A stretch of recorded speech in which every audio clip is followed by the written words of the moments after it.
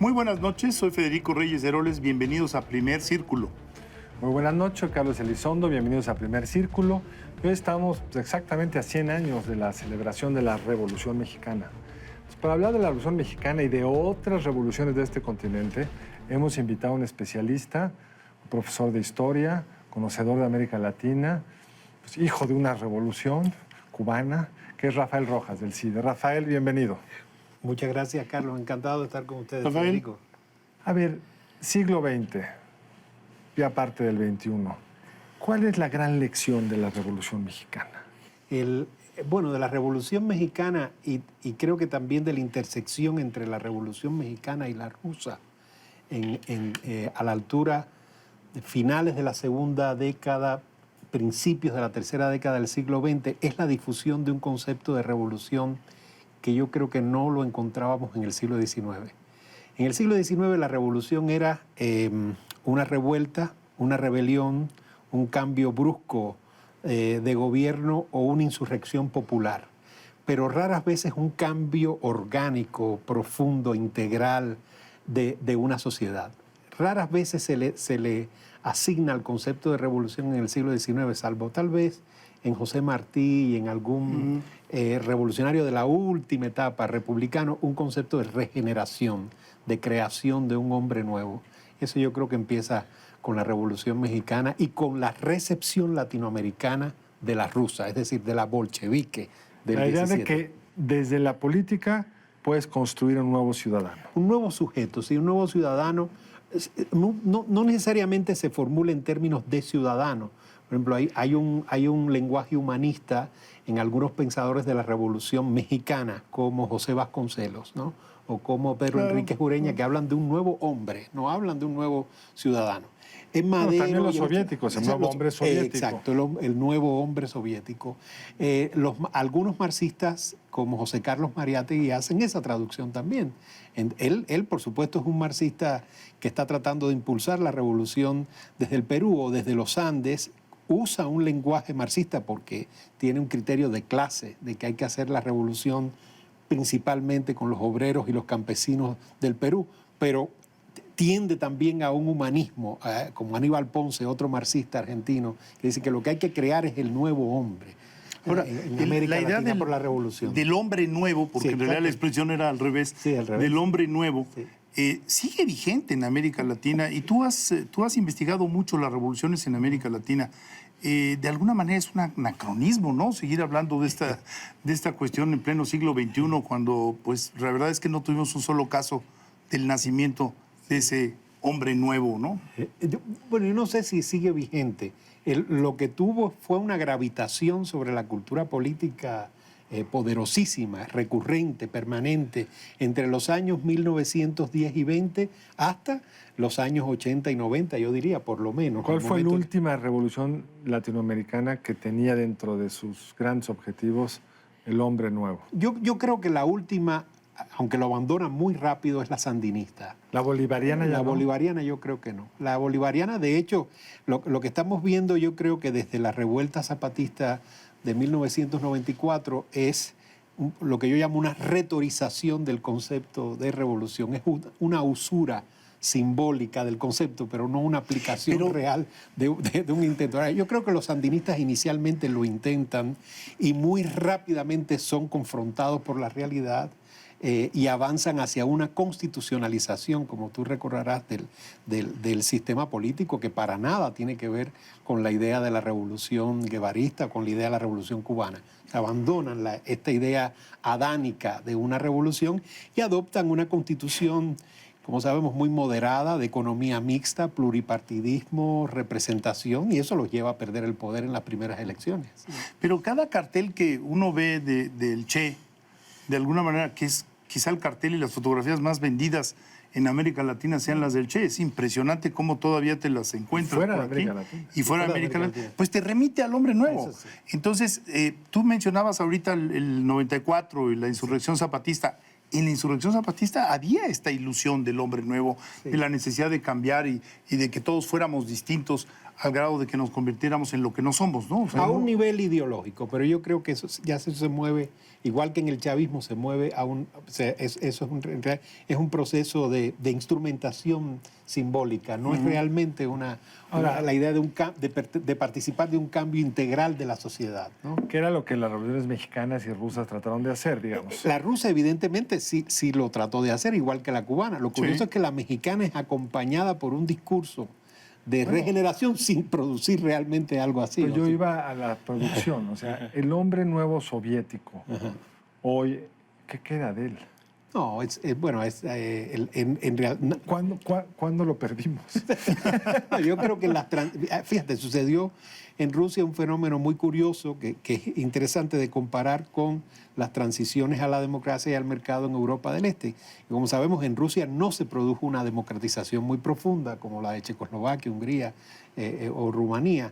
Y sin embargo, la apertura de la esfera pública, el gran debate sobre el pasado estalinista que se produjo en los años de la perestroika y la glasnost llegó a un punto de no retorno. Y tanto el gobierno de Yeltsin como el gobierno de Putin no han podido realmente dar marcha atrás, ¿sabes? A cierto nivel de cuestionamiento sobre los crímenes del estalinismo, el Gulag, Siberia. Entonces eso produjo un desencanto con el mundo soviético que caló muy profundo en la cultura política rusa. Aunque Putin lo está queriendo restablecer, digamos. Fíjate que con cuidado, porque ahora en el centenario de la Revolución de Octubre, él nunca participó en ninguno de los muchos actos que hubo, los de la sociedad civil o los del Estado. Él en lo único que participó, curiosamente, fue en la inauguración de un monumento en la calle Sájarov, en el centro de Moscú, que se llama así por Andrei Sájarov, el físico disidente muy importante de la última etapa de la Unión Soviética, que se llama el Muro del Dolor, y es un muro en homenaje a las víctimas de la represión soviética. ¿Ah, sí? Sí. Ahora, de alguna manera en el bicentenario de la Revolución Francesa aparecieron una serie de textos muy importantes. Estoy pensando en Furet, que comentábamos el otro día, que realmente fueron una conmoción porque salieron a decir, bueno, las revoluciones fueron un fracaso, ¿no? Porque no hubo una que deviniera en un sistema democrático liberal abierto.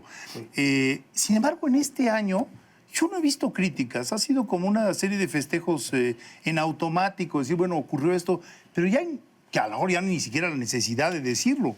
Yo No creo sé, que, ¿tú qué opinas? esa desmitificación se produjo muy fuertemente en los 80, todavía con Gorbachev y sobre todo en los 90. Y de ahí para acá, del año 89 para acá, se ha acumulado una historiografía crítica muy profunda de las dos revoluciones, de la de febrero del 17 y de la de octubre. El libro, digamos, como el mascarón de proa, el emblemático de la desmitificación, es la gran historia de la Revolución Rusa de Richard Pipes, que claro, tiene esa tesis de que en octubre no hubo tal revolución, sino que fue un golpe de Estado de los bolcheviques, pero que, claro, naturalmente una buena parte de la corriente marxista, de la historiografía y de una parte de la corriente liberal también, este libro reciente de Sean McMicken, se cuestiona la idea del golpe de Estado, pero acepta muchos de los temas que levantó Pipes en su estudio. Que son fundamentalmente la magnitud del desastre económico. Sí. O sea, ha habido muchos estudios recientes que dicen todo ese proceso de industrialización que fue muy exitoso en un sentido, que logró contener a la Alemania nazi, fue a costa de una destrucción de riqueza en el campo que probablemente fue mucho mayor que la nueva riqueza construida. Así es. El terror. El terror. Sí, que es la que va a una línea directa del terror rojo de la época de la guerra civil, el comunismo de guerra, al estalinismo. Aunque yo creo que muchos de los historiadores marxistas tienen algo de razón cuando dicen, bueno, pero en todo caso no es lo mismo la estructura del Estado, incluso el autogobierno obrero y campesino en el periodo soviético y el gran Estado terrible estalinista que vendrá del 27 al 28 en adelante, ¿no? Y que se prolonga y que su se prolonga muerte y luego en una... y sigue. Ahora, Rafael, también es curioso porque cuando analiza uno algunos de los nuevos planteamientos, entrecomillado, nuevos planteamientos de cambio, siguen prendiéndose de la idea de que puede haber un gran cambio de la noche a la mañana, que puede haber un cambio esencial que nos remitiría a Hegel y a Marx, no sé, este momento en la historia en el cual se desatan fuerzas, Todo se se transforma, se transforman estructuras, la economía, la cultura, y surge nuevo hombre, ¿no? Eso sigue estando ahí Eso latente, sigue estando ¿no? ahí, y la corriente neomarxista más reciente, Slavoj Žižek y los otros, Alain Badiou, le llaman el evento. Ellos dicen, pero lo dicen ya incluso con cierta melancolía o nostalgia.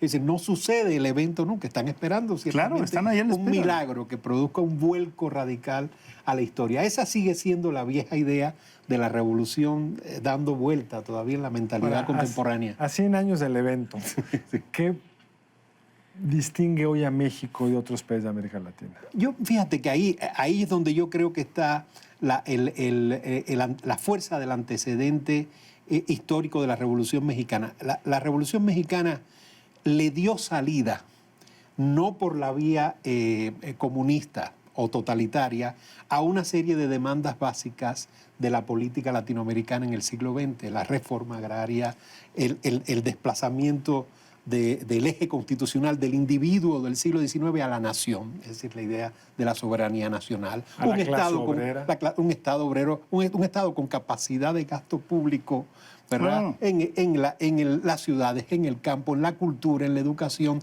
Por eso es que es tan atractivo el proyecto de Vasconcelos, que Vasconcelos se vuelve un rockstar en cualquier capital latinoamericana que fuera, porque México era la envidia de los otros gobiernos latinoamericanos que estaban buscando un Estado con esa capacidad de echar a andar una campaña de alfabetización o de llevar la lectura al campo.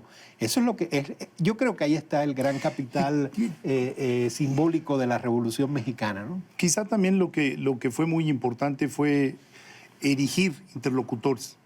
O sea, a lo mejor se dio del centro hacia abajo, del centro a la periferia, pero en el momento en que tú creas un sector obrero, ¿no? Entonces de pronto ya tienes a la clase obrera organizada para poder hablar con ella, para poder hablar de salarios, etcétera.